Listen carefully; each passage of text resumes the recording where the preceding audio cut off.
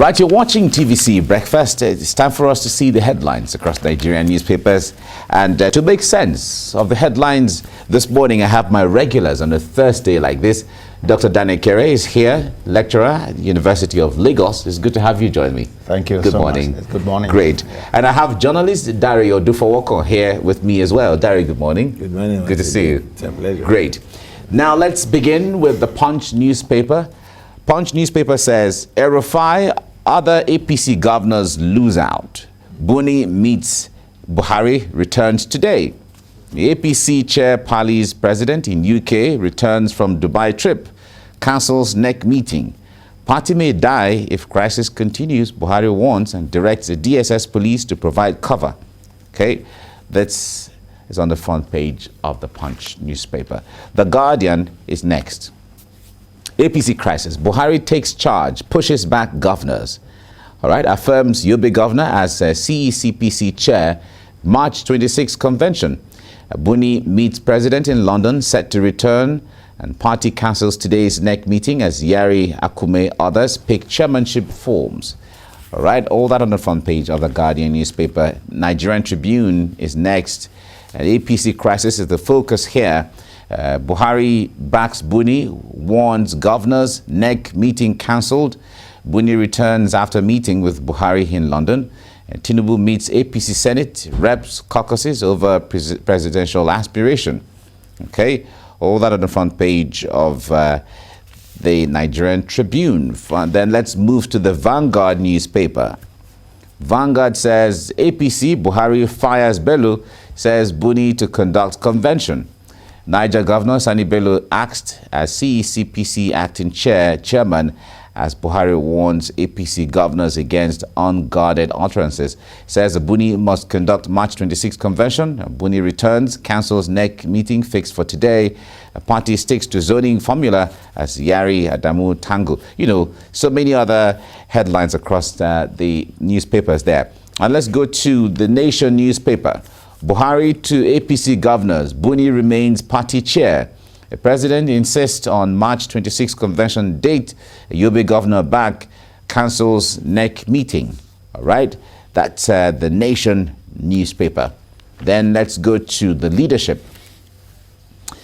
PMB to APC governors, allow Buni complete his task at national convention. Right, that's simply what the Leadership says. Allow Buni complete his task at national convention.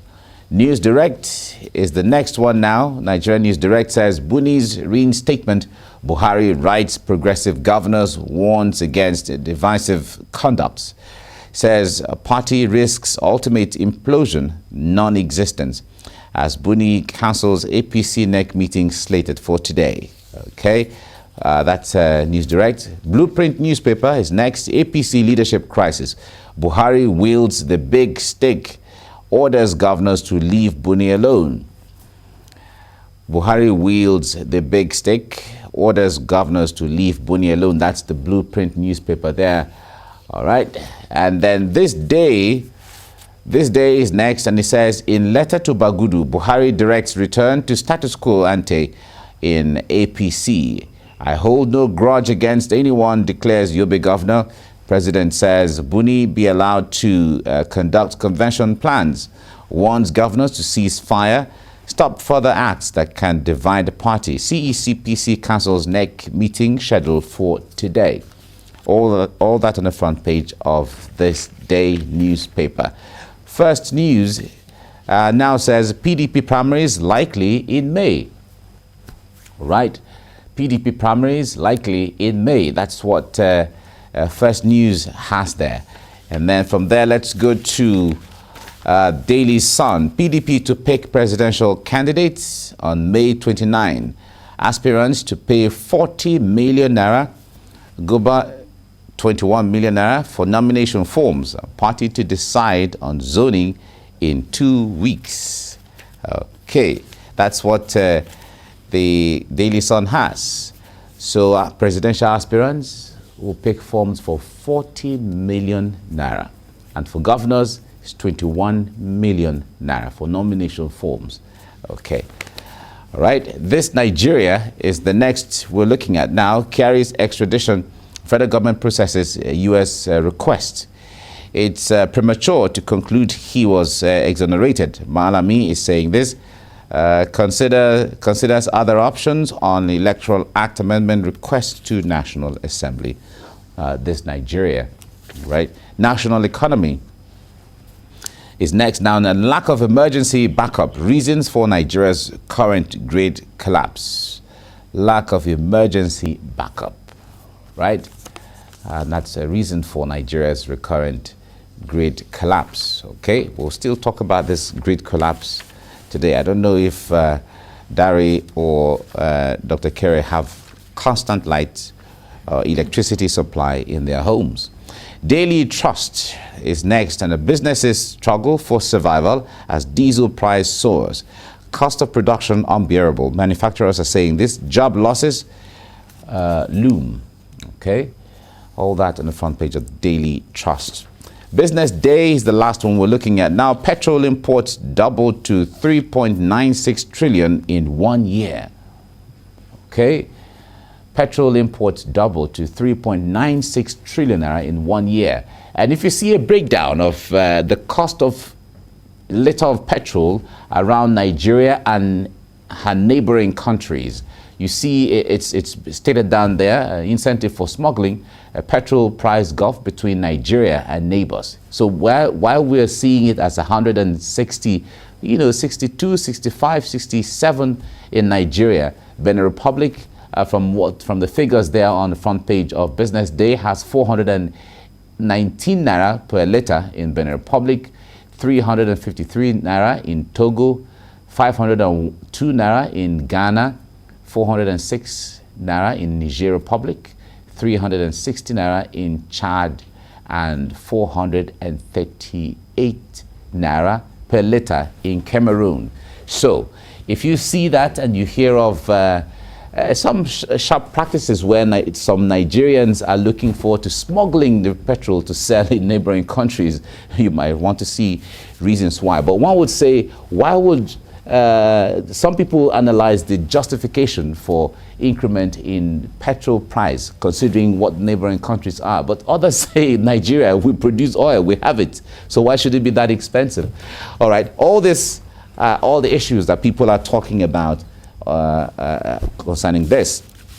So let's move on now to, we will talk about the presidential tickets and the issues with APC and the PDP, and then we'll also talk about the lack of backup reason for Nigeria's recurrent grid collapse. But let's start with the grid collapse, because that is what affects a lot of people. Dari, there has been, this grid collapse have happened so many times in the last few years. And in the last week, we've heard of grid collapse, in fact, like twice, But in all of this, one would say that these things are still avoidable. Yeah. Recall that the federal government signed a deal with Siemens sometime a few years ago, promising that by the end of 2022, there would have been, there was a way they broke it down, that there would be light, for either 8 hours and then, and so on. Here we are talking about grid collapse. Yeah, we're not talking about non-availability of light. We're talking about the fact that we could actually be without light permanently if we are that unlucky. Usually, in the last week, in this current week, we've had grid collapse twice in 48 hours. That's to tell you how bad the situation is. And the question you ask, why are we here? We're here because, one, our maintenance culture is next to zero. Two, we have insincere persons in government. If you go through our annual budget, there are provisions for maintaining the grids. What is maintenance? Ensuring that something is in good stead. So why is it that we announce these monies, take them to the National Assembly to be passed? They are passed and approved, Monies are released because by the time you are seeing how the budget worked, you discover that these monies were actually released. But we don't get to see the result of these maintenances. And then we are confident and comfortable to tell Nigerians that, sorry, you are not having light because the grid collapsed. Will something in good working condition collapse? It's obvious that the grid they are not in good condition. But we'll talk about grid collapse today. We are discussing it now. Mike, I'm sure in a matter of months, or if we rest long enough next year, it will collapse again. Well, we pray. You know, but Nigerians see, this idea of praying about things we should actually take action. It's one of our major problems as a nation. It's unfortunate that this would happen and nobody will be questioned. Nobody will come up with explanations. What we are hearing about, reading about, is that the grid collapsed, as if it is a normal thing. Nobody is telling us why it collapsed, actions that will be taken to ensure it doesn't happen again, and who. Yeah, who was responsible for maintaining are it, responsible for maintaining and ensuring that he didn't do it. He didn't do it. Now we have the collapse on our hand. But everybody, all concerned persons, are very comfortable to tell you, Mike, the grid collapsed. And you are supposed to take it like that and walk away. If we continue like this, then we are not building a nation. Okay. Well, recall, we are not building a nation. Yeah, just to add to that, recall that a company or some companies imported fuel that caused, a whole lot of disruption in Nigeria. We are still investigating that. We're still investigating. Yes. We don't. We're investigating. Please, we're still investigating. Okay. Dr. Ekere, the point, Nigeria's issue. And the point is, some persons have said that with the infrastructure, electricity infrastructure we have, even if we generate 10,000 megawatts, we can't evacuate it because the infrastructure, the backbone is not, it doesn't have the capacity to withstand the voltage that will run on them. Yeah, so why are we not investing in generation if we know that it's going to be useless? I told you some time ago that when you put everything on the grid will collapse because when you have gridlock, why will it not collapse? So the same way, all hands be on deck. Now all hands have finally collapsed the deck. That's the same situation we're having. I really don't know what we have privatized about electricity. I truly don't know. Now, each time it happens, we keep talking about grid collapse, but this grid has actually collapsed from day one. Because it does not, something that does not have capacity to carry what you are generating, has it not collapsed? So it's as good as we've had a collapsed grid from day one. What we should be talking about is how to either build a new one or improve on the one that we have. And unfortunately, there seem not to be efforts in that direction because this has been the situation from day one. And we keep talking about power generation. You build the power plants here and there. Oh, we spend this amount doing this. We commission. You keep commissioning things that we don't use. So of what use are they? The idea of generating electricity is for it to be eventually used by the end user. But it doesn't get there as a result of your poor infrastructure. So what then are you doing? The way you are busy, commissioning plants or building power plants, it should be the same way. You should be investing in that particular aspect of this business that will eventually take this into the end user. But that's not the situation. And at the end of the day, it is the common man that will still suffer. Because it boils down to the price of items in the market, in the shops, and the rest of it. As we speak, my phone is out of use because there's been no electricity for the past 1 week. You just see a flash of it, and before you even say, let me plug this in, it is gone. So and eventually your phone has collapsed. Yeah, everything is collapsing along with the grid. Along with the grid. That's the challenge we have with this grid that keeps collapsing. And I think something serious has to be done about it. Yeah. I do not think that this wishful thinking of, the grid collapse that you actually express with joy, with confidence, without any sense of shame, should be the way to go about it. You keep inviting experts in that direction. You enter into contracts. What is the end of it? Let's see what has been done with all that you have done in terms of, breaking NEPA into segments. Unfortunately, this aspect of it we are talking about is actually handled by the federal government. is a government-owned, transmission is about the government. So if you have done all the generation and the private bodies, let's assume they are actually generating. I truly don't know whether they have actually generated, but let's assume they have generated. What is the use if it cannot get to those who need it? If you can't transmit it. So the challenge is still at the doorstep of the government. Okay. All right. Well, let's leave the system that has the grid that has collapsed, and let's hope. And it's collapsing practically everything. let's hope that somehow you'll be revived. And well, ironically, about 3 a.m. this morning, electricity returned to some places. At least there was light. It was brought in my house at about 3 a.m. this morning. Yeah, lucky. Lucky you. Oh, okay. It's an issue of luck. You're lucky. Maybe you are closer to the grid. Maybe where the grid collapsed. They are gradually raising it up. So your side went up first. I see. No, it's all right. The Nigerians actually look forward to these things changing. But let's look at this issue on the front page of the Daily Sun. PDP to pick presidential candidates on May 29, and aspirants to pay 40 million naira. Governors will pay 21 million naira for nomination forms. A party to decide on zoning in 2 weeks. Recall that yesterday we also had on the headlines of some of the papers, APC chairmanship candidates will pick nomination forms for 20 million naira, and vice chairman and vice chairman will and secretary will be 10 million naira, and then other posts 5 million, like that, as the case may be. Dari, I wonder why this thing is so expensive.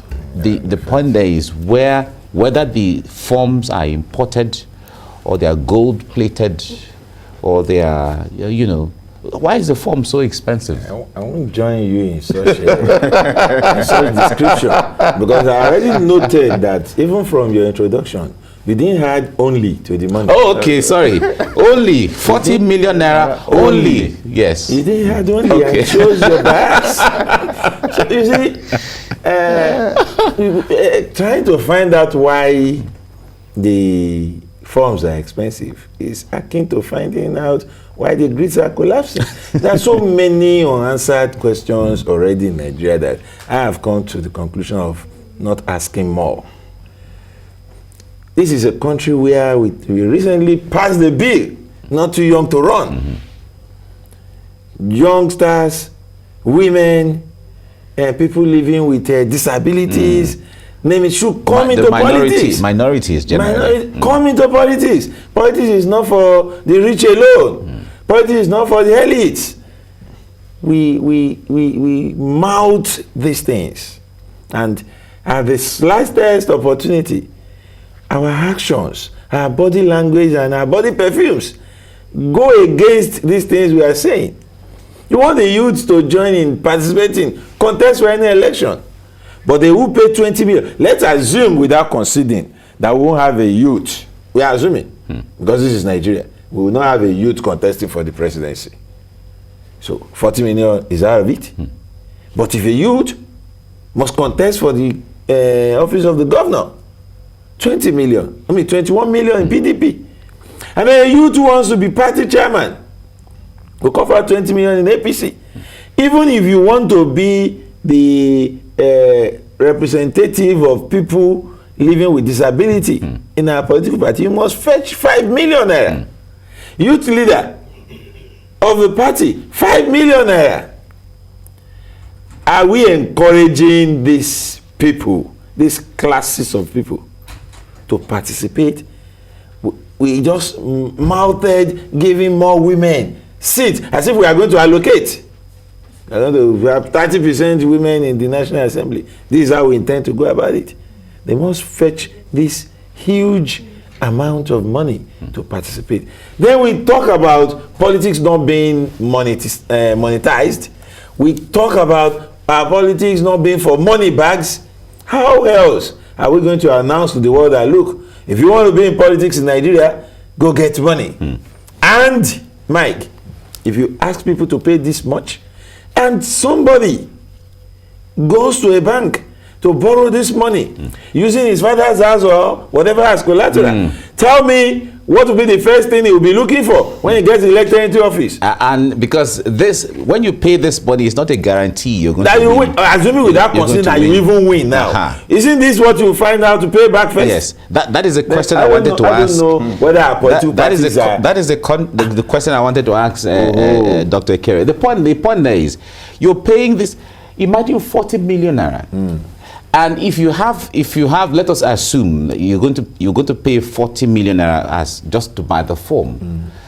That is not campaigning yet. That is not the other things, all the campaign things you need to buy, and all the vehicles you have to, and so on.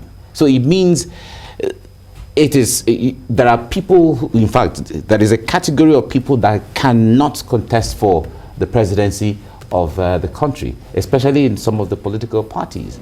So whoever wins, like he was saying, it seems who you're working to recoup one way or the other. So our major worry here should be on what will be the goal of this particular contest. So clearly, it's not about service. It's not about service, because I do not see somebody who is going to look for 40 million naira to buy a piece of paper. All right?